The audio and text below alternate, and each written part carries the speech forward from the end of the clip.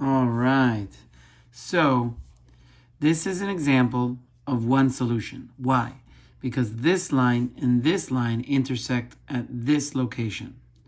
So this has one solution because they intersect one time.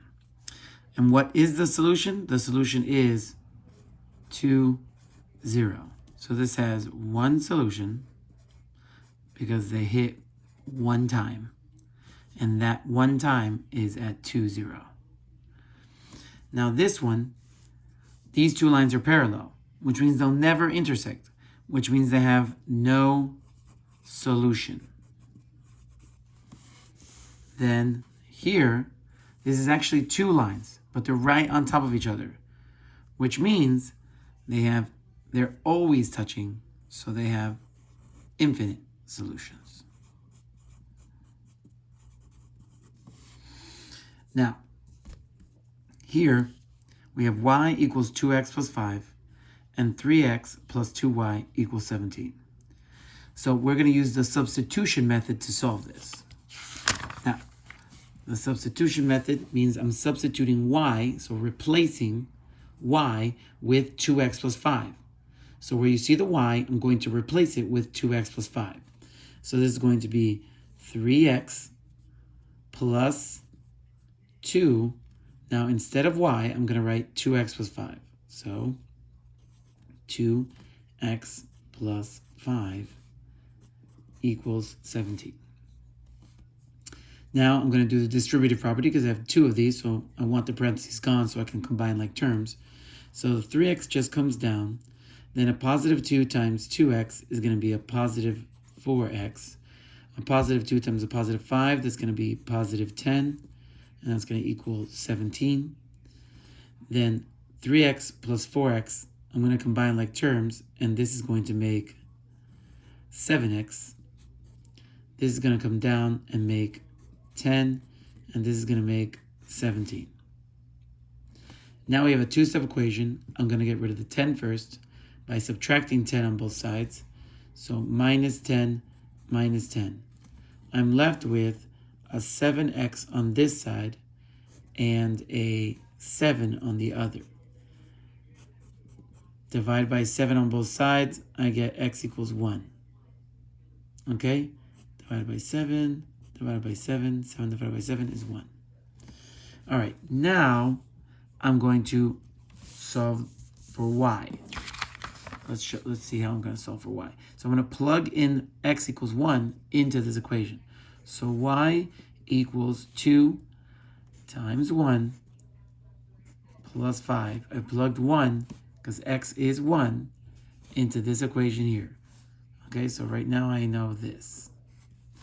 So 2 times 1 is 2. So y equals 2 plus 5. Then y equals 7. So I put 7 right here. And we are done. Okay, x equals 1, y equals 7.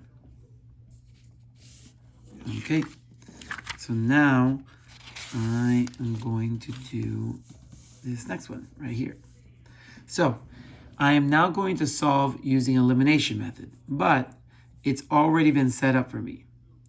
So because how do I know it's been set up?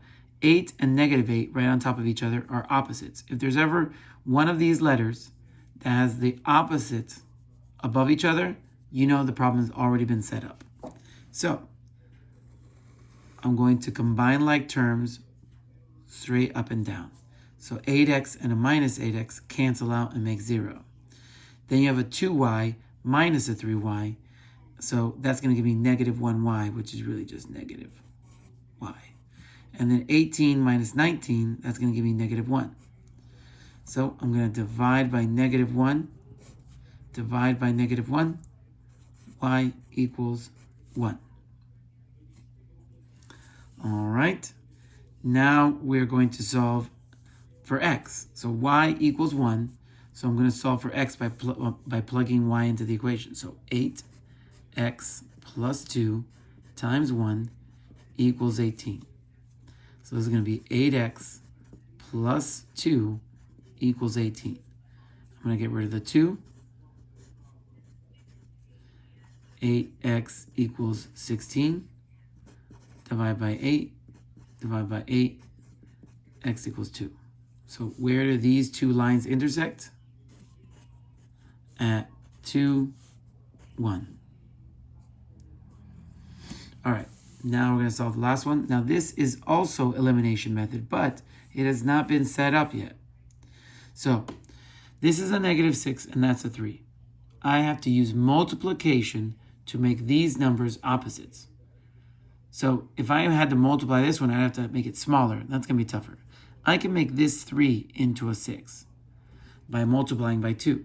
So if I multiply the top by 2, okay, I'm going to get 6 here, which is what I want. I want this, and this to be the opposites of each other. So this one's going to be 2 times 3, that's 6x. 2 times 2, that's 4y. And 2 times 7 equals 14. Now this bottom I didn't change at all, so I'm just going to write it again. -6x minus y equals -17. So this is going to cancel because I'm adding up and down. So this is going to cancel. 4y minus y, I'm left with 3y. And 14 minus 17 is -3. Divide by 3 on both sides. Y equals -1. So now that I know y equals -1, I can plug it into one of the original problems.